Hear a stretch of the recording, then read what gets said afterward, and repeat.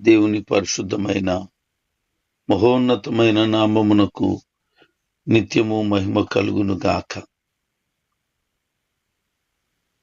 2026 ఫిబ్రవరి 27వ తేదీ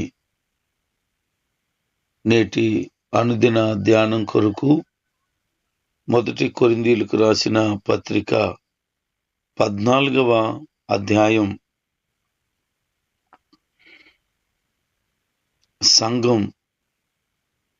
సంఘములో ఉన్న ప్రజలు వారి యొక్క ఆధ్యాత్మికమైన జీవితం, వారు ప్రభువులో ఉండి ఎలాంటి సామర్థ్యములను కలిగి ఉండాలో తెలియచేస్తున్నారు అపోస్తులైన పౌలు. గడిచిన అధ్యాయంలో ప్రేమను గూర్చిన మాటలు విన్నాం. అధ్యాయం మొత్తం కూడా ప్రేమ గురించే రాయబడి ఉంది.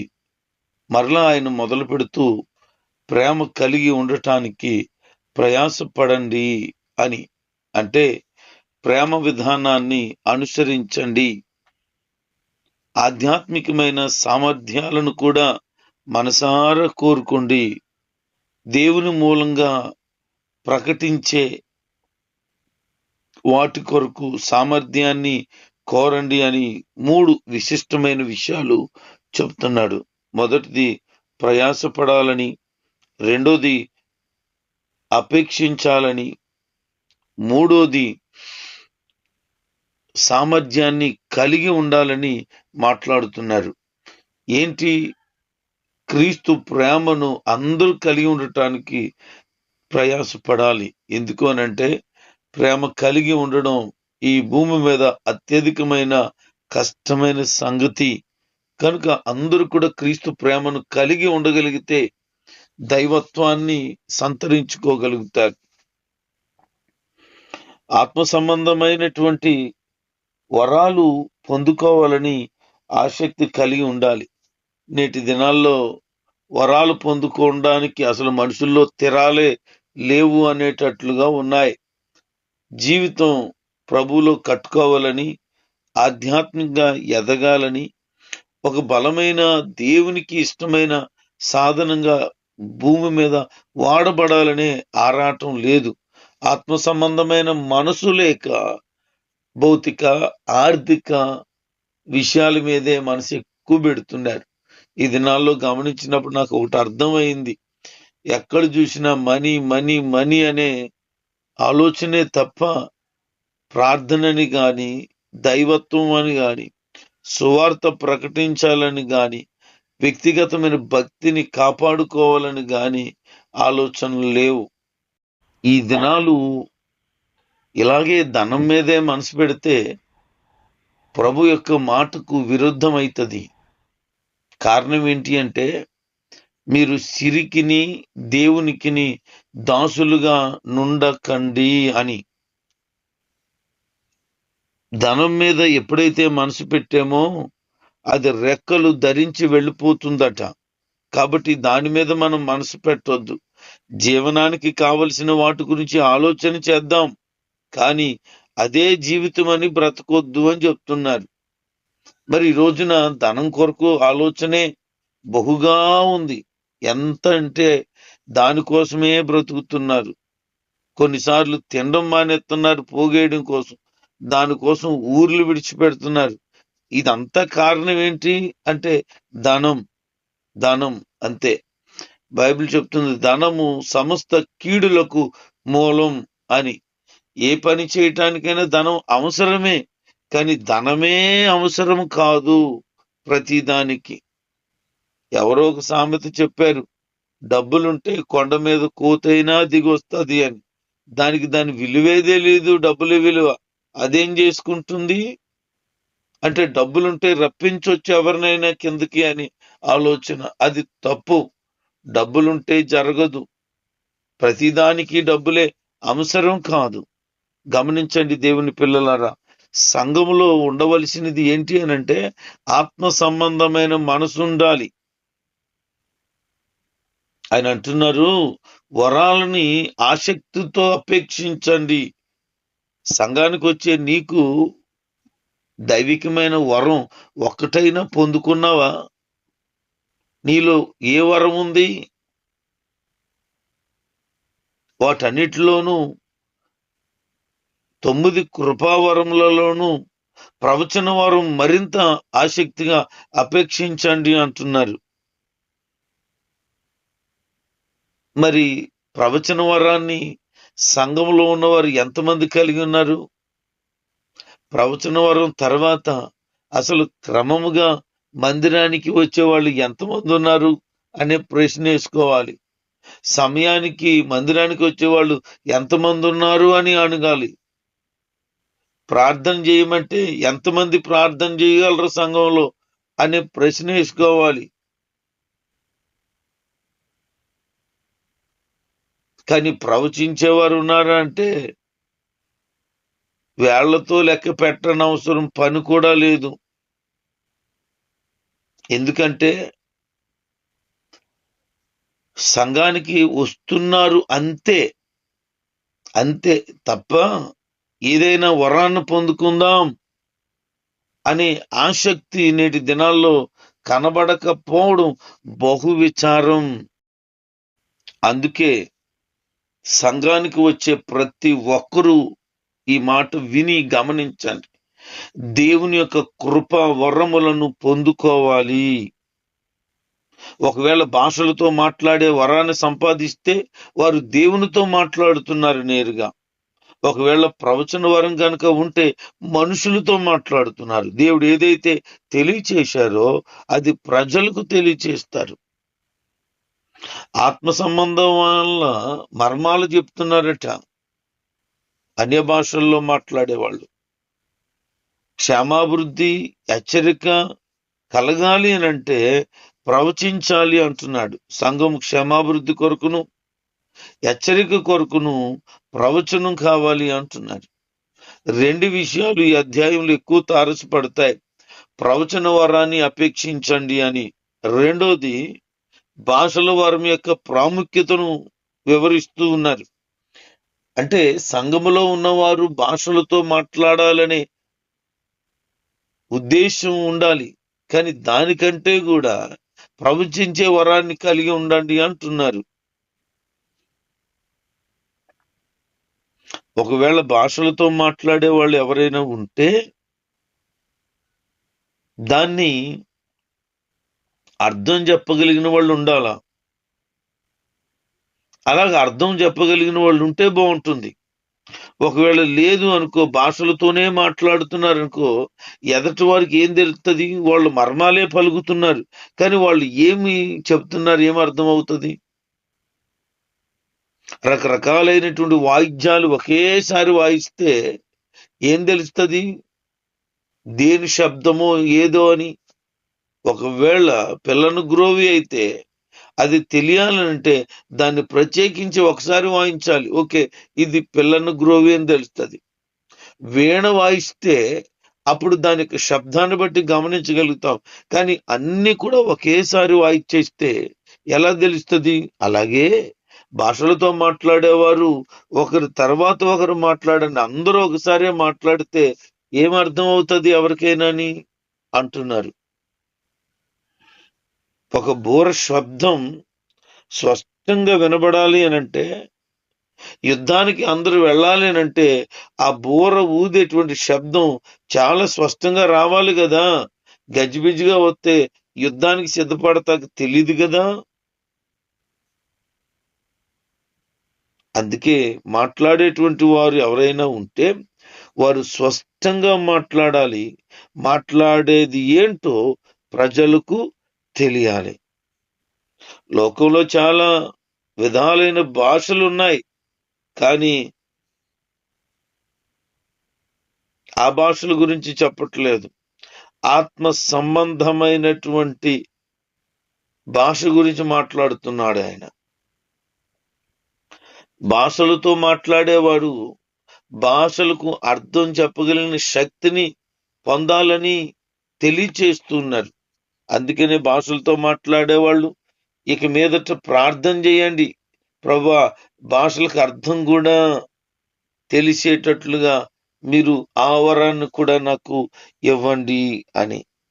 ఒకవేళ ఎవరైనా ప్రార్థన చేసేవాళ్ళుగా ఉండుంటే వాళ్ళు మనసుతో ప్రార్థన చేస్తారు, అదే విధంగా ఆత్మతోనూ ప్రార్థన చేస్తారు. మరి ఆత్మతో ప్రార్థన చేసేటప్పటికి మనసు క్షేమాభివృద్ధి చెందదు. మనసుతో పాడగలుగుతారు, ఆత్మతోనూ పాడగలుగుతారు, కానీ మనసు క్షేమాభివృద్ధి నొందదు. మరి ఇప్పుడు ఏం చేయాలి? మనసుతోనూ ప్రార్థన, మనసుతోనూ పాట, మనసుతోనూ ఆత్మతోనూ రెండూ కలిపి ఉండాల. పౌలు గారు అదే చెప్తారు. నేనైతే మనసుతోనూ ప్రార్థన చేతును, ఆత్మతోనూ ప్రార్థన చేతును. ఈ ఆత్మీయ పరిపక్వత అంటారు. ఆ పరిపక్వత గనక ఎదగలిగితే ఆ విధానంలోనికి వెళ్తావు, లేకపోతే అర్థం అవదు. అందరూ మనసుతో పాడేస్తే ఉపయోగం ఏంటి? ఆత్మలో పాడగలగాలి. అది పరవశించిపోయే పరిస్థితి కదా. ఒకవేళ ఎవరైనా గనక ఆత్మతో స్తోత్రం చెప్తే ఉపదేశం పొందేవాడు దాన్ని గ్రహించగలడు. ఒకరు కృతజ్ఞతలు చెప్తే దానికి ఆమెననో దేవునికి కృతజ్ఞతలు చెప్పాలి అని అంటే అది ఆత్మ గ్రహింపు అయితేనే జరుగుతుందని చెప్తున్నాడు. ఆయనట అందరికంటే ఎక్కువగా భాషలతో మాట్లాడతారట, దేవుని స్తుతిస్తారట. ఎవరైతే దేవునికి కృతజ్ఞతలు చెప్తున్నారో వారు క్షమాభివృద్ధి నొందుతున్నారు. మరి నీ ఆత్మీయ జీవితంలో క్షమాభివృద్ధి పొందుట కొరకు కృతజ్ఞతలు చెప్పగలుగుతున్నావా? ప్రభు చేసిన మేలులు కార్యములను బట్టి ఆయనకి నిత్యము కృతజ్ఞతలు చెప్పగలుగుతున్నావా? ఆయన దగ్గర నుంచి మేలు పొందుకోవడమే కాదు, పొందిన మేలును బట్టి కృతజ్ఞత చాలా అవసరం. సంఘంలో 10,000 మాటలు మాట్లాడేటువంటి వాళ్ళు ఉన్నారు. అయితే వాళ్ళు అన్య భాషలతో మాట్లాడితే సంఘానికి ఏం ప్రయోజనం? ప్రయోజనం కలిగినట్లుగా అర్థమయ్యే 5 మాటలు చెప్పినా సరిపోద్దు కదా అంటారు. భాషలతో మాట్లాడే వాళ్ళు ఎంతసేపు మాట్లాడితే ఎవరికి ఏం అర్థం అవుతుంది? అర్థమయ్యేటట్లుగా అర్థమయ్యే భాషలో 5 మంచి మాటలు చెప్పినా సరిపోతుంది కదా. అంటే ఇప్పుడు ఏం కావాలంటున్నారు ఆయన?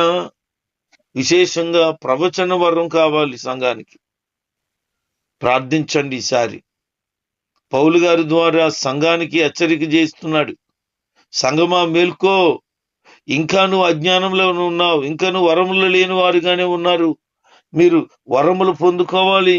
ఆ వరాలలో అతి ప్రాముఖ్యమైనది ప్రవచన వరం. ఎందుకంటే సంఘానికి క్షేమాభివృద్ధి కలుగుతుంది అని.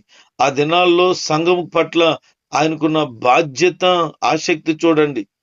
సంఘాన్ని ప్రేరేపిస్తున్న విధానం చూడండి. అలాగునే సంసిద్ధపరుస్తున్నారు. ప్రతి సేవకుడికి సంఘం పట్ల గోల్ ఉంటుంది. ఆ గోల్ ఏంటంటే ప్రస్తుతం గోల్ సంఘంలో ఎక్కువ ఇన్కమ్ రావాలి, సంఘం నుంచి ఎక్కువ సొమ్ము సంపాదించుకోవాలనే గోల్ ఉంది చాలా మందికి. కొంతమందికి గోల్ ఉంటుంది. ఆ గోల్ ఎలాంటిది ఉంటుంది అంటే కొంతమందిని దేవుని కొరకు సంసిద్ధపరచాలని, కొంతమందిని పరలోక రాజ్యానికి వారసులుగా చేయాలని, కొంతమందిని సేవకులు తయారు చేయాలని, కొంతమందిని శిష్యులుగా తయారు చేయాలని, కొంతమందిని వారికి నచ్చేటట్లుగా మలుచుకోవాలని. ఇలాంటి గోల్స్ ఉంటాయి ఒక సంఘాన్ని నడిపించే సేవకుడికి. సంఘము వరాలతో నింపబడాలి, ఫలాలతో నింపబడాలి అని ఒకరికి ఉంటది. సంఘం అంతా కూడా దేవుని కొరకు పని చేయాలని ఆసక్తి ఉంటది. కొంతమందికి మా సంఘం అంతా పరిశుద్ధులుగా మారాలి అనే ఆసక్తి ఉంటది. ఒక్కొక్కరికి ఒక్కొక్క రకమైన ఆసక్తి ఉంటది. మరి అందులో ఏ సంఘంలో ఉన్నావో నువ్వు. ఒక్కొక్క పాస్టర్ గారు అయితే సంఘం పట్ల బాధ్యతే కలిగి ఉండడు, ఏమి లెక్కలేని తనం ఉంటది. పౌలు గారి సంఘం పట్ల ఆసక్తి చూడండి ఎలా కనపడుతుందో, వరాలు పొందుకోవాలని. మరి ఆత్మీయమైనటువంటి వరాలు పొందుకోవటానికి సిద్ధపడుతున్నావా? ప్రేరేపించబడుతున్నావా? ప్రార్థన చేస్తున్నావా? ఆసక్తితో ప్రభు పాదాల దగ్గర కనిపెడుతున్నావా? కొంతమంది దేవుని ఆత్మ నింపదల కొరకు కనిపెడతారు. కనిపెట్టండి. దేవుని బలమైన అభిషేకం, ఆత్మ నింపుదల తప్పకుండా పొందుకుంటావు. బైబిల్ చెప్తున్న మాట ఏంటంటే, తను అడుగు వారికి మరి నిశ్చయముగా పరిశుద్ధాత్మను ఆయన ఇచ్చును గదా. ఈరోజు పరిశుద్ధాత్మను పొందుకోవాలని ఆశ ఉందంటావా అంటే కొద్ది మందికి ఉంది. మిగతా వాళ్ళకి మాత్రం అలా లేదు. ఆశీర్వదించబడాలని ఉంది. ఆశీర్వదించబడాలట. ఆత్మను పొందుకోవాలి కాదు, ఆశీర్వదించబడాలి. ఆశీర్వాదం అంటే ఇల్లు కట్టాలి అనుకుంటున్నారు, కారు కొనాలి, లగ్జరీగా బ్రతకాల, ఎవరి దగ్గరికి వెళ్ళకూడదు, ఒక లెవెల్, ఒక రేంజ్ ఉండాలి మేమంటే, ఇది ఆశీర్వాదం అనుకుంటున్నారు. అలాగనుకుంటే యాకోబు ఏం తక్కువని ఆశీర్వదించు ప్రభువా అని ప్రార్థన చేశాడు. 4 భార్యలు, 11 మంది పిల్లలు, పనివారు, గొర్రెలు, మేకలు, ఒంటెలు, గాడిదలు, ఎంతో సంపద ఆయన కలిగి ఉన్నాడు. ఎంతో సంపద. ఆయన అంటాడు ఎబ్బేకు రేవు దగ్గర, అయ్యా నువ్వు నన్ను ఆశీర్వదిస్తేనే కానీ నిన్ను విడిచిపెట్టను అని. నువ్వేమనుకుంటున్నావు? భౌతికమైన వాటిని పొందుకోవడమే ఆశీర్వాదం అని. ఆత్మ సంబంధమైన మనసు ఉన్నవాడికి ఆత్మ సంబంధమైన విషయాలు అర్థమవుతాయి. శరీర సంబంధమైన మనసు ఉన్నవాడికి శరీర సంబంధమైన విషయాలు అర్థమవుతాయి. ఇప్పుడు నువ్వు శరీర సంబంధివా, ఆత్మ సంబంధివా? నీకే జవాబు చెప్పుకో. ధర్మశాస్త్రంలో రాయబడిన మాట ఏంటంటే, దేవుణ్ణి మనము స్తుతించాలి, ప్రభుని ఘనపరచాలి, ప్రభు ఉద్దేశాన్ని మనము నెరవేర్చాలి, దైవ ఆజ్ఞలను పాటించాలి. ధర్మశాస్త్రం ఎవరికి? ఇశ్రాయేలీయులకు ఇయ్యబడింది. మరి కొత్త నిబంధన అది ఇశ్రాయేలీయులకు మాత్రమే కాదు, అనగా యూదులకు మాత్రమే కాదు, క్రైస్తవులకు, అన్యులకు కూడా ఇవ్వబడింది. ఎప్పుడు? క్రీస్తులోనికి మారగలిగితే. లేకపోతే ధర్మశాస్త్రం కేవలము, అనగా పాత నిబంధన కేవలం యూదుల కొరకు ఇవ్వబడింది. క్రైస్తవులకు కొత్త నిబంధన ఇవ్వబడింది. మరి దేన్ని పాటించాలి? కొత్త నిబంధనే పాటించాలి. మరి పాత నిబంధన, అందులో జరిగిన విషయాలు తెలుసుకుని ఆధ్యాత్మికంగా బలపరచబడాలి, ప్రోత్సహించబడాలి, లోపాలుంటే సరి చేసుకుంటూ ఉండాలి. కొత్త నిబంధన పాటించాలి. సంఘం వాక్యానుసారంగా వారి జీవితాలు కట్టుకుని దేవునిలో ఉండాలి అనేది దైవజనుల ఉద్దేశం, దేవుని ఉద్దేశం. భాషలతో మాట్లాడడం గురించి చెబుతున్నాడు ఆయన. కొంతమంది భాషలతో మాట్లాడితే వెర్రి మాటలు మాట్లాడుతున్నారని అనుకుంటున్నారట. అంటే వాళ్ళకి దాని గురించిన విశిష్టత తెలియలేదు. భాషలతో మాట్లాడితే అది వ్యక్తిగతమైన ఆధ్యాత్మిక ఎదుగుదల. అదే ప్రవచనం మాట్లాడితే అది సంఘపు ఎదుగుదల అని అర్థమవుతుంది. అంటే ఇప్పుడు నువ్వు వ్యక్తిగతంగా ఎదుగుతున్నావు ఆత్మీయంగా అంటే భాషలతో మాట్లాడాల, ఆ వరాన్ని కలిగి ఉండాలి. సంఘం ఎదుగుతుంది అని చెప్పాలి అంటే ప్రవచన వారు సంఘంలో ఉండాలి. అది లేనప్పుడు ప్రాబ్లమే. సంఘములో ఉన్న విశ్వాసులైనా, సేవకురాలైనా, సేవకుడైనా, ఎవరైనా సరే వరాన్ని కలిగి ఉండాలి. అప్పుడే దైవికమైన కార్యాలు జరుగుతాయి. దాదాపుగా నాకు తెలిసి ప్రతి దైవజనుడు ఒక ప్రవచనం ప్రవచించేవాడిగా ఉంటాడు ఖచ్చితంగా. దేవుడు వానికి అన్ని సామర్థ్యాలు ఇచ్చే సేవకు పంపిస్తాడు. సేవకుని ఎవరిని ఊరికినే పంపించడు. అన్ని కృపావరాలతో సమృద్ధిగా నింపి పంపిస్తాడు. అయితే ఈ వాడబడే విధానంలో, విశ్వాసంలో బయటికి రానియకుండా వాళ్ళు అవిశ్వాసంలో, అజ్ఞానంలో ఉండబట్టి గాని నిజంగా విశ్వసించగలిగితే అన్ని వరాలు పరిచర్లో వాడతారు.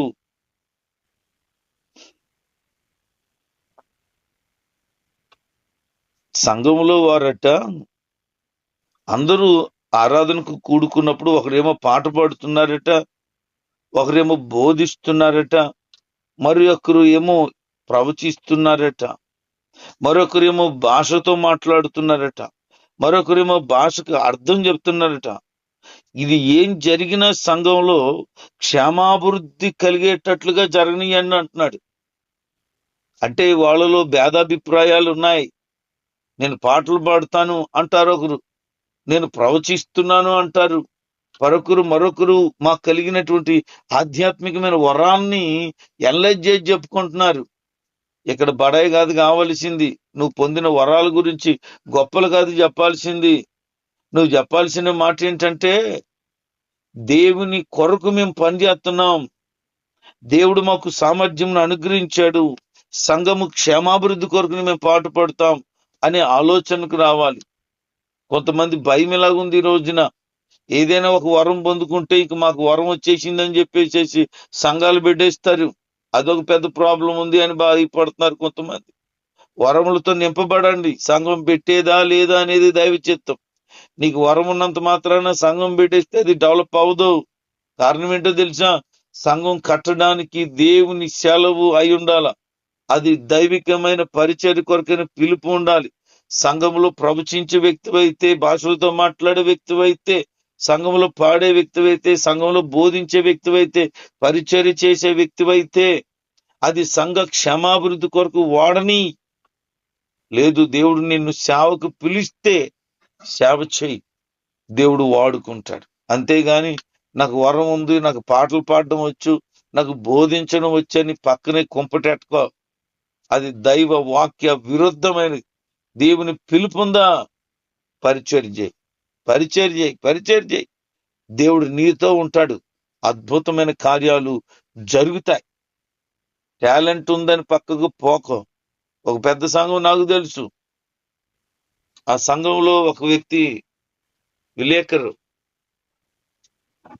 అందరితో బాగా మాట్లాడతాడు, పాటలు పాడేటువంటి చిన్న తలాంతు కూడా పొందుకున్నాడు. సంఘంలో ఉన్న ప్రజలందరూ బాగా పాడతావు అనేవారట, బాగా పాడతావు అనేవారట. సమయం చూశాడు, చక్కగా ఒక 80 మందిని ఆ సంఘం నుంచి పక్కకు లాగేశాడు. ఆ ఊర్లోనే సంఘం పెట్టేశాడు. ఆ ఆత్మీయ తండ్రి పడిన బాధ, వేదన అతనికి ఏమీ లేదు. ఒక్కొక్కరిని కనడానికి ఆయన అనుభవించిన మానసికమైన క్షోభ తెలియదు అతనికి. తప్పమని సంఘం పెట్టేశాడు 80 మంది. మరొకడు నాకు తెలుసు, అతను ఆ దైవజనుడు తర్వాత సంఘాన్ని చూసుకోవలసిన వాడు. అంత ఆత్మీయంగా ఎదిగాడు, పరిచర్యను అప్పగించాడు, అన్ని కార్యాలు జరిగింప చేసినిచ్చేవాడు. కానీ ఆ సీనియర్ దైవజనుడు ప్రార్థన పరుడు, దేవునిలో పెంచాలనుకున్నాడు. కానీ అతను అనుకున్నాడు, లోకంలో మనకు ఏంటో రేంజ్ ఏంటో చూపించాలనుకున్నాడు. దాదాపు 500-600 మంది సంఘం. ఎప్పుడైతే అతను అనుకున్న రేంజ్కి ఈ పాస్టర్ గారు వెళ్ళనీయట్లేదో, ప్రార్థనలో ఉండాలి, దైవ భయం ఉండాలి, భక్తి ఉండాలి, నీతి ఉండాలి, పరిశుద్ధత ఉండాలి, యథార్థత ఉండాలని చెప్పేవాడు. ఇతనికి అది లేదు. ఒక రేంజ్ ఉండాలి, మనమేంటో రుజువు చేసుకోవాలా, ఫెలోషిప్ లో ప్రెసిడెంట్లు అవ్వాలా, పెద్దోళ్ళగా మేము ఉండాలనే ఆలోచన. ఎప్పుడైతే ఇక్కడ సెట్ అవ్వలేదో సంఘాన్ని చెడగొట్టాడు. ఒక 100 మందిని లాక్కెళ్ళిపోయాడు. మనశ్శాంతి లేకుండా బ్రతుకుతున్నాడు. నీకు దేవుడు ఏదైనా వరం ఇస్తే దేనికోసం? సంఘం పాడు చేయమనా, సంఘాన్ని కట్టమనా? ఎందుకు ఇచ్చాడు? జాగ్రత్త.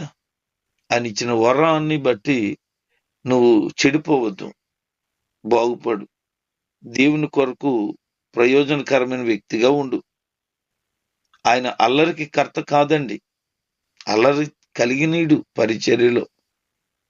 అతి ప్రాముఖ్యమైన విషయాన్ని చెప్తూ, సంఘంలో స్త్రీలు మౌనంగా ఉండాలి, వాళ్ళు మాట్లాడడానికి నేను అవకాశం ఇవ్వట్లేదన్నారు పౌలు గారు. చాలా మంది ఏమనుకుంటున్నారంటే, మాట్లాడడం వద్దు, మౌనంగా ఉండమంటే ఇక మౌనంగానే ఉండాలేమో అనుకుంటున్నారు. ఉద్దేశం అది కాదు. సంఘ సంబంధంగా అక్కడ వారికి కలిగినటువంటి ఆత్మీయ అనుభవాన్ని బట్టి మాట్లాడుతున్నాడు ఆయన. ఆ ప్రాంత ప్రజల యొక్క విషయాన్ని బట్టి మాట్లాడుతున్నాడు. సభల్లో ఆధ్యాత్మిక సామర్థ్యాలు ఎలా ఉపయోగించాలో వాటి గురించి మాట్లాడుతున్నాడు. సంఘ సభల్లో స్త్రీలు ఈ సామర్థ్యాలు ఉపయోగించకూడదు అంటున్నాడు. వాటిని ఉపయోగించడానికి ఎక్కడ ఉపయోగించాలో అక్కడ ఉపయోగించాలంటున్నాడు. 11వ అధ్యాయం 5-6 వచనాలు చూస్తే అక్కడ అంటాడు, స్త్రీ తల మీద ముసుగు వేసుకొని పలకమంటున్నాడు, అంటే మాట్లాడమంటున్నాడు. కానీ అక్కడ సామర్థ్యం లేని వ్యక్తి అని చెప్పట్లేదు. ఉద్దేశం అర్థం చేసుకోవాలి. 1 తిమోతి 2వ అధ్యాయం 11, 12, 13, 14 వచనాల్లో చూస్తే సంఘములో సభల్లో ప్రార్థన చెయ్యొద్దు అని చెప్పట్లేదు ఆయన. ఎక్కడ ఏమి చేయాలో, ఎలాగ నా కార్యాలు జరిగించాలో తెలియాలి అంటున్నాడు. ఈ సామర్థ్యం ప్రభు ఇచ్చాడు, అయితే అది వాడే విషయాల్లో ఎలా ఉండాలో చెప్తున్నాడు. చాలా మందికి అర్థం కాక అపార్థం చేసుకుంటున్నాడు. సంఘంలో స్త్రీలు మౌనంగా ఉండమన్నారు అని అంటే అక్కడ మాట్లాడే విధానం పెత్తనం చేసేవాళ్ళుగా ఉండేవాళ్ళట. ఆ పెత్తనం వద్దు, సంఘంలో క్రీస్తే పెత్తనం చేయాలి సంఘంలో అని చెప్పడానికే వివరించాడు. కనుక వాళ్ళ అభిప్రాయాలు ఏవైతే ఉన్నాయో, అది భాషలతో మాట్లాడడం కానీ, ప్రవచించడం కానీ, ఏవైతే సంఘంలో జరుగుతున్నాయో అవి పలకమంటున్నాడు. కానీ జనాలకు అర్థం కాక ఇష్టం వచ్చినట్లు మాట్లాడుతున్నారు. మరి సంఘంలో ప్రవచించడం అనే విషయంలో ఆసక్తి కలిగి ఉండండి మరీ మాట్లాడుతున్నాడు. భాషలతో మాట్లాడడం ఏమో ఆటంకపరచొద్దు అంటున్నాడు. ఏది జరిగినా క్రమంగాను మర్యాదగాను జరగాలంటున్నాడు. అంతేగాని అది ఏ రకమైన చెడుతనానికి దారి తీయకూడదు. ఆత్మీయంగా ఎదిగిన వారు ఎవరైతే ఉన్నారో వారికి అర్థమవుతుంది, వారు గ్రహిస్తారు, వారు ఆత్మీయంగా కట్టబడతారు, దేవుని సంఘాన్ని బలపరుస్తారు, దేవుని సంఘం కొరకు వారు ప్రయాస పడతారు. నువ్వు సంఘంలో సంపూర్ణమైన దైవ భయము భక్తి కలిగిన వ్యక్తివైతే నువ్వు ఒక శ్రేష్టమైన సంఘ బిడ్డగా దేవుని కొరకు బ్రతుకుతావు. అలాంటి మనసు కలిగి బ్రతకండి. వాక్యానికి విరుద్ధంగా జీవించకండి. ప్రవచన వరం కొరకు ఈ రోజు నుంచి ప్రార్థించండి. ప్రవచన వరాన్ని పొందుకోండి. భాషల వరంతో ప్రభుతో మాట్లాడండి. మరి విశేషంగా మిగతా వరాలను కూడా పొందుకోవడానికే ప్రభు పాదాల దగ్గర కనిపెట్టి సంఘములో బలమైన బలమైన బలమైన సాధనాలుగా ఉండండి. దేవుడు అందరినీ దీవించును గాక. ఆమేన్.